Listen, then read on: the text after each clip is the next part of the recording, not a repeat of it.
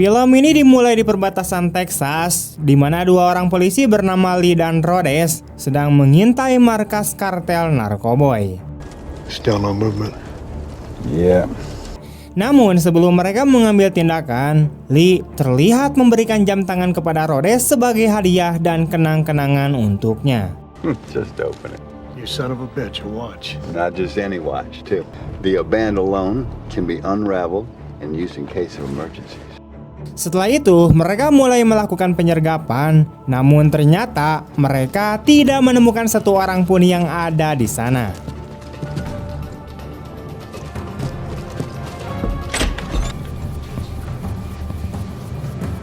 Look at all this. Yeah, 27, we got an abandoned meth lab out here. Send out a hazmat unit. Kemudian keduanya meninggalkan markas dan terus memeriksa situasi di luar. Namun ternyata kawanan penjahat itu bersembunyi di sebuah ruangan rahasia di dalam markas tersebut. Sekelompok penjahat kemudian diam-diam keluar dari tempat persembunyian dan mereka berhasil menembak Lee. Rhodes yang mengetahui hal itu dengan cepat segera melakukan serangan balik.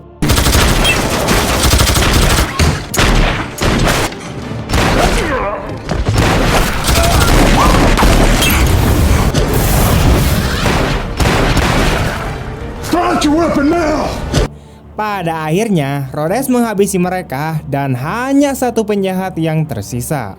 Sayangnya, penjahat ini berhasil menusuk Rhodes dan membalikan keadaan dan hendak menghabisi Rhodes, tetapi Lee berhasil menghabisinya terlebih dahulu.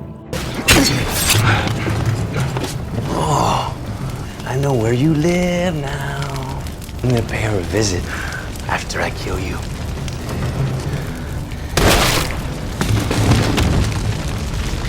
Run, Jimmy, run! Instead of run. I'm done. Kemudian, Lee segera menyuruh Rhodes untuk pergi karena tempat itu akan segera meledak.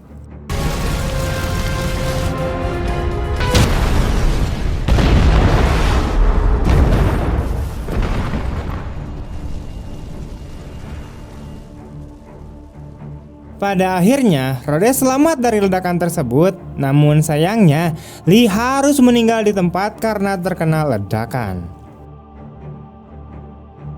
4 bulan telah berlalu dan sekarang adegan beralih ke kota Nevada, di mana petugas polisi terlihat mencoba memburu para perampok yang baru saja selesai beraksi. Namun saat itu, sinyal polisi berhasil diretas oleh seorang hacker sehingga mengakibatkan polisi kehilangan jejak mereka malam itu. Diketahui, perampok ini berhasil merampok uang senilai 10 juta dolar dari sebuah kasino di kota tersebut. Kita juga diberitahu bahwa perampok tersebut dipimpin oleh seorang pria bernama Beng, sedangkan dalang perampokan tersebut adalah seorang pria tua bernama Lawson. Usai melakukan aksinya, Lawson langsung meninggalkan tempat tersebut untuk membakar mobil yang mereka gunakan guna menghilangkan jejak. Tak lama setelah Lawson pergi, Beng dan anggotanya langsung membuka tas berisi barang jarahan mereka. Namun yang mereka temukan bukanlah uang, melainkan sebuah bom aktif yang menanti mereka. Mereka juga tidak bisa keluar dari tempat itu karena satu-satunya jalan keluar telah dikunci oleh Lawson. Mereka juga menyadari bahwa mereka telah dijebak oleh Lawson dan dihianati. Meskipun semua uang hasil rampokan mereka juga berada di tangan Lawson. Sementara itu, Beng mencoba menjinakkan bom. Di sisi lain, Lawson yang telah berhasil menguasai seluruh uang hasil rampokan tersebut, kemudian mencoba untuk meledakkan pemicu bom tersebut melalui telepon genggamnya. Namun tanpa diduga-duga, Beng berhasil menjinakkan bom tersebut tepat waktunya sehingga ledakan mematikan tersebut tidak terjadi. Wait. We're gonna fucking die in here. You don't know anything about defusing bombs. Do it.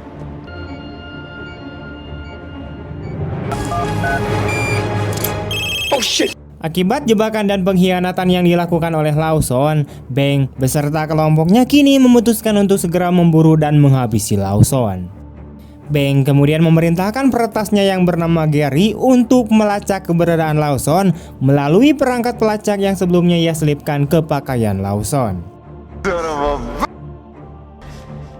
Right, it's coming up on the screen. Kemudian adegan beralih ke Rhodes yang saat ini sedang piknik bersama putrinya di pedesaan dan diberitahu bahwa putri Rhodes bernama Kim dan saat itu dia akan pergi menemui teman putrinya.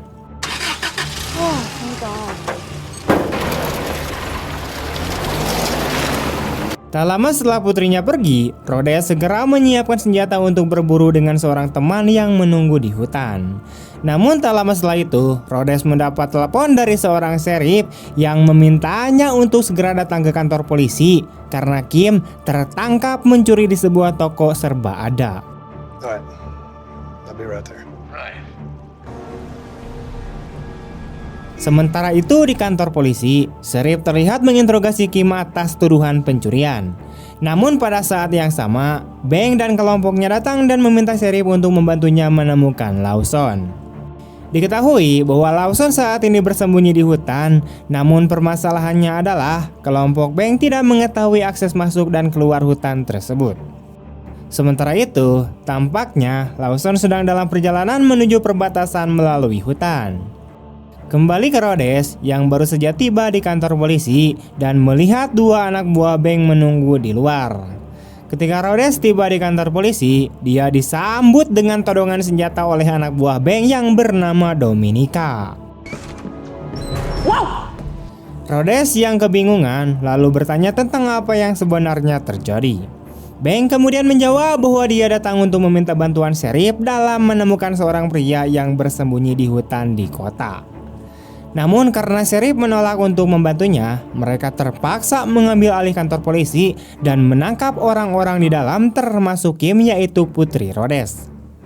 Kemudian setelah Rhodes mengetahui situasi tersebut, dia mencoba menawarkan bantuan untuk menemukan Lawson, tetapi dengan syarat Kim dan sheriff harus dibebaskan terlebih dahulu. Beng juga menyetujui tawaran Rhodes dan dia akhirnya membebaskan Kim kemudian, tetapi tidak dengan sheriff yang langsung dibunuh oleh Beng. Yeah, well, see, the sheriff, he hasn't been accommodating thus far. Let's negotiate. Kemudian seorang bawahan Beng masuk dan langsung mengarahkan pistolnya ke Rhodes dari belakang, namun Rhodes dapat dengan cepat membalikan keadaan.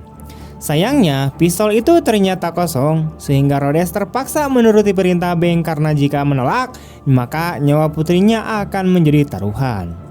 Di sini, Rhodes sengaja tidak memberitahu mereka bahwa Kim adalah putri kandungnya. Girl, she's gonna come with us, because God forbid you fuck us over in the forest. Her blood will be on your hands. Can you dig it? Singkatnya, mereka memulai perburuan dengan menyandera Kim agar Rhodes tidak berani bermain-main. Saat menuju ke hutan, mereka menemukan mobil Lawson beserta alat pelacak yang telah dilepaskan Lawson, dan itu berarti sekarang mereka tidak dapat lagi melacak keberadaan Lawson di hutan. Tampaknya Kim sangat takut karena ancaman dari para penjahat, tetapi ayahnya terus menguatkan Kim dan mengatakan bahwa mereka akan segera bisa melarikan diri. Saat mereka sedang dalam perjalanan, Kim terlihat meminta izin kepada Dominika untuk buang air kecil sebentar. Namun tak lama setelah itu, Rhodes mendengar suara teriakan dari Kim yang ternyata adalah suara Kim yang hendak diperkawas oleh salah satu kelompok Beng, di mana tentu saja hal ini membuat Rhodes sangat marah, lalu ia menghajar orang tersebut tanpa ampun.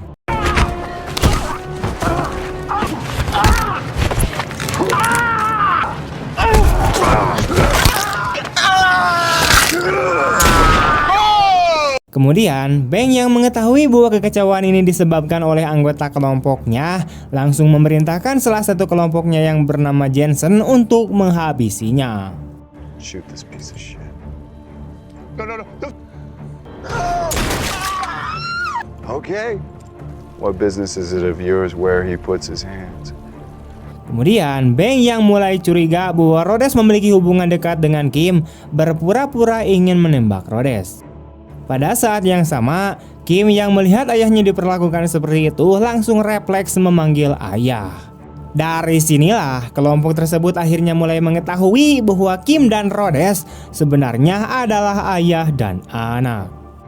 Setelah kekacauan usai dan di tengah pencarian yang semakin menjauh, kekacauan baru dimulai oleh sang hacker, di mana sang hacker yang biasa bekerja di balik layar kali ini mengeluh karena kelelahan dan juga kehabisan air minum.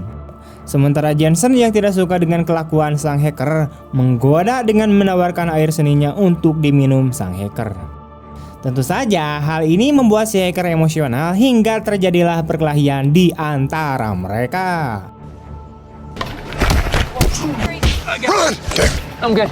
Saat pertarungan berlangsung, Rhodes yang melihat kesempatan menyuruh Kim untuk segera kabur.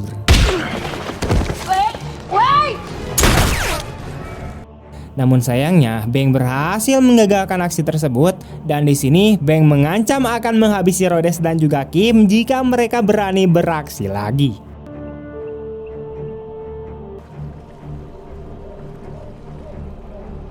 Kemudian setelah berjalan seharian, mereka memutuskan untuk beristirahat. Lalu saat semua orang sudah tertidur lelap, Rhodes mencoba melepaskan tangan Kim. Namun sayangnya, aksinya itu dipergoki oleh Jensen yang langsung memukul kepala Rhodes.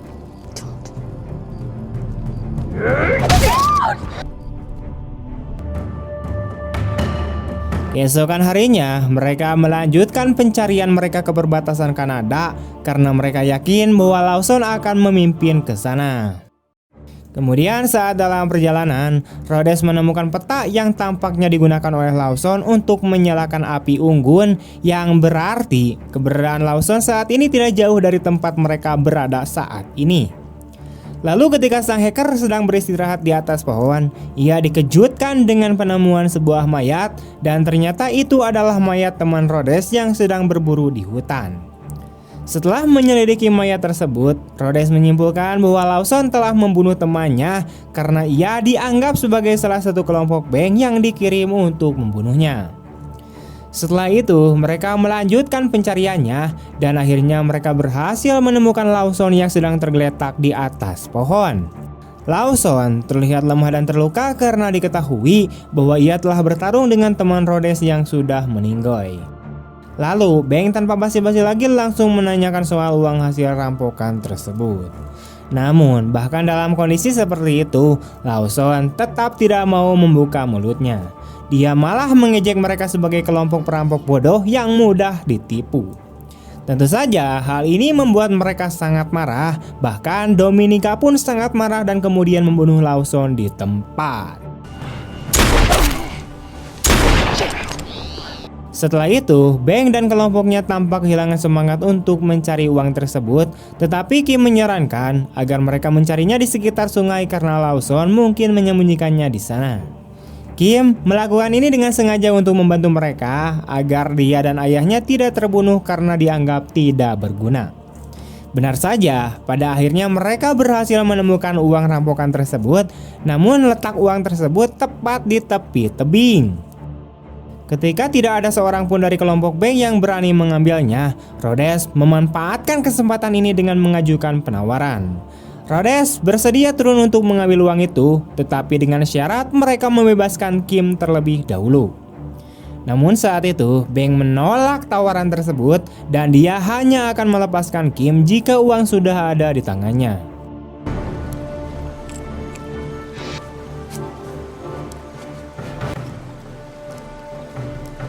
Dad, be careful. I got you.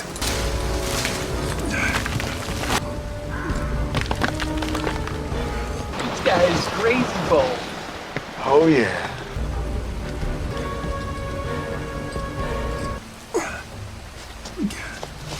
He's made it. Setelah bersusah payah memanjat tebing jurang yang sangat curam, Rhodes akhirnya berhasil mengambil uang tersebut. Namun setelah uang tersebut berada di tangan Beng, tiba-tiba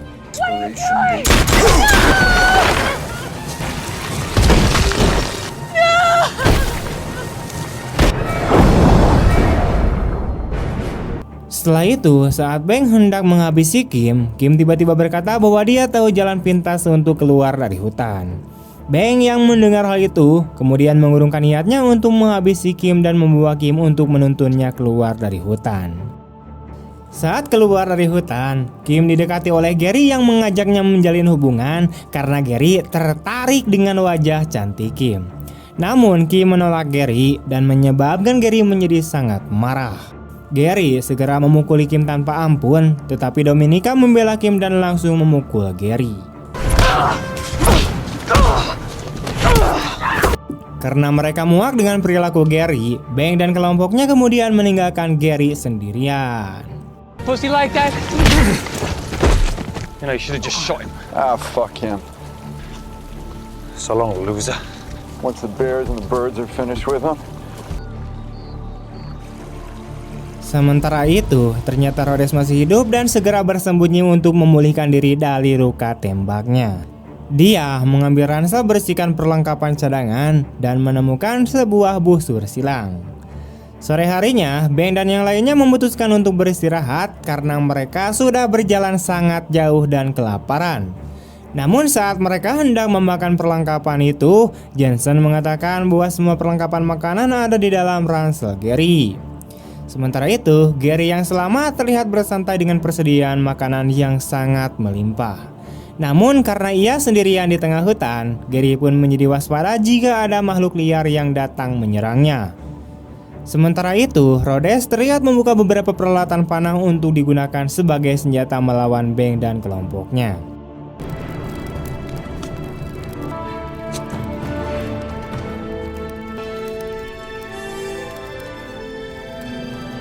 Setelah menyiapkan senjata, Rhodes segera bergerak untuk menyerang balik Bang dan anggotanya. Dimulai dari mengeliminasi Gary yang saat ini terpisah dari kelompoknya. Rhodes menembak Gary dengan busur silangnya.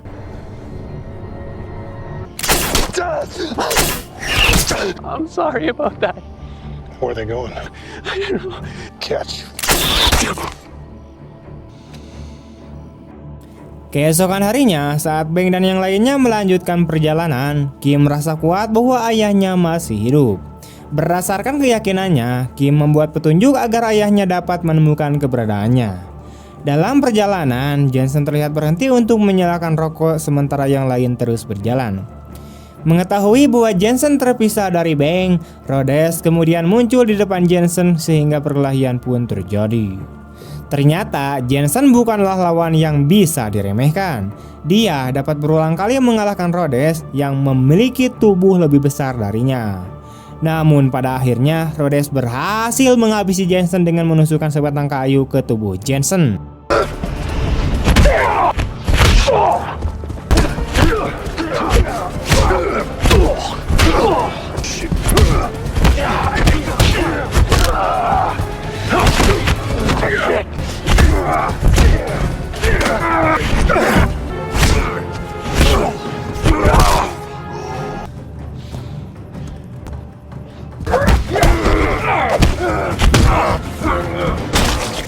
Sorry, I can't stick around.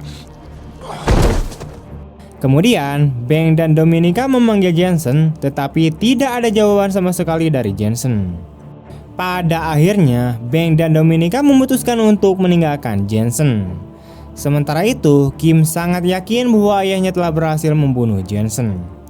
Setelah berjalan cukup jauh, ketika mereka hampir mencapai perbatasan Kanada, tiba-tiba Rhodes muncul sambil membawa sebatang kayu besar yang dilemparkannya ke arah Bang. Namun batang kayu itu mengenai Dominika dan membunuhnya seketika. Thanks! What? Bang yang emosional kemudian mengancam akan membunuh Kim jika Rhodes masih mengganggunya. Bang kemudian mencoba menembak Rhodes hingga Rhodes terpojok dan terpaksa jatuh ke jurang.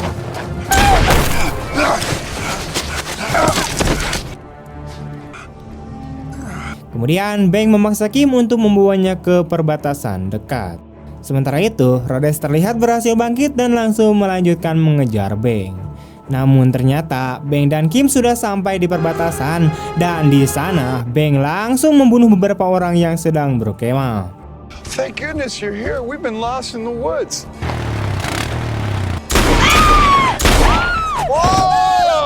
Setelah itu, Bang yang kehabisan peluru dan waktu memutuskan untuk menjatuhkan Kim sementara dia melarikan diri dengan sepeda motor. Tak lama kemudian, terlihat Rhodes yang sudah tiba di sana dan ia langsung menyuruh Kim untuk mencari pertolongan. Kemudian setelah Bank mencapai pemukiman, dia harus segera bersembunyi karena dia mendengar suara kendaraan yang mendekat.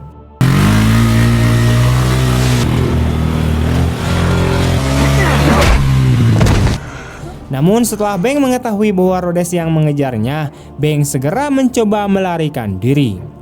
Akhirnya Bank melarikan diri ke sebuah gudang, namun untungnya Rhodes berhasil menemukan keberadaan Bank dan duel sengit pun akhirnya terjadi di sana.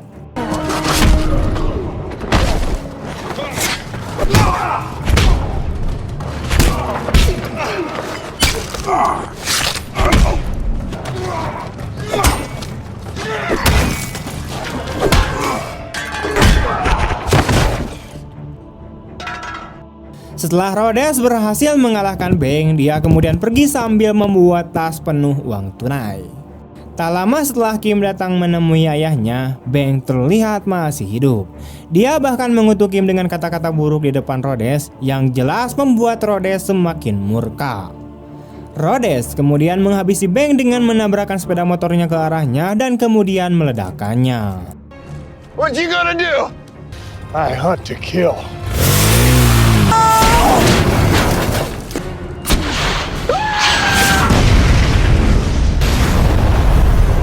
Pada akhirnya, Bank meninggal dengan kematian yang mengenaskan dan sekarang Rhodes berhasil menyelamatkan putrinya. Dan film pun tamat! Oke, sekian dulu untuk video hari ini. Bagaimana tanggapan kalian tentang film ini? Tulis di kolom komentar. Jika kalian punya pertanyaan atau rekomendasi film apa selanjutnya untuk kita bahas, silahkan tinggalkan jejak berupa komentar. Oke, like, comment, share kemanapun kalian suka. Terima kasih banyak telah menonton.